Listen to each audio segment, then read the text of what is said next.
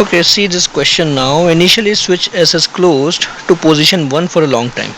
The net amount of heat generated in the circuit after it is shifted to position 2 is.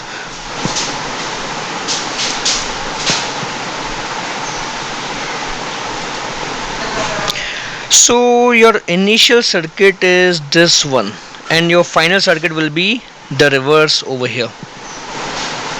So first of all, for this initial circuit, what is the charge created on the capacitor? So charge created on the capacitor will be CE1 plus over here minus over here. Okay, because the battery has positive terminal on this side. So this is the steady state situation for the capacitor. It is having a charge CE1.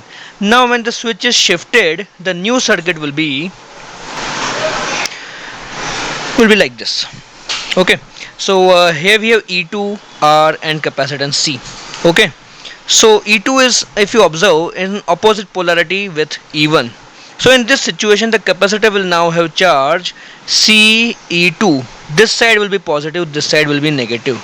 Okay, so if you look at the capacitor initially and capacitor finally, so initially the capacitor had charge CE1, the capacitor had charge CE1 plus over here minus over here. So if you just look at this plate, so the charge on this plate is how much? Charge flowing through E2 is delta Q. So delta Q will be equal to charge on this plate finally minus charge on this plate initially. So finally it is CE2 minus, initially the charge is minus CE1. Okay, initial charge is minus CE1.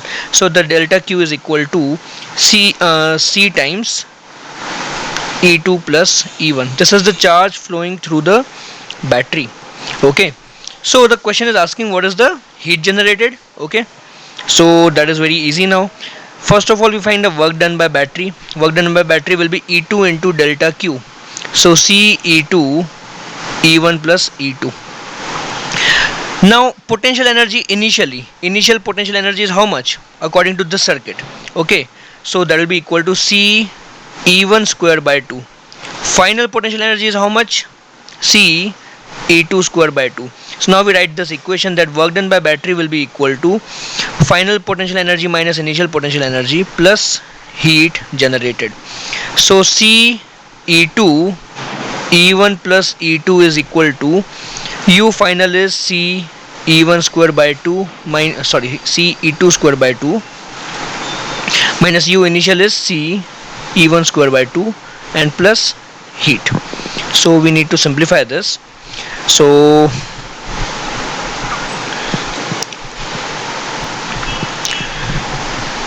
here on the left we will have C times E1 E2 plus C times E2 square minus C E2 square by 2 plus C E1 square by 2 plus heat. So this is C E1 E2 plus C E2 square by 2 plus C E1 square by 2, that is equal to heat. Okay, this is equal to sign over here. Okay, so what do we get over here? If I take C by 2 common, I get E1 square plus 2 E1 E2 plus E2 square equal to heat. So the net heat generated will be C by 2 E1 plus E2 whole square. So option C.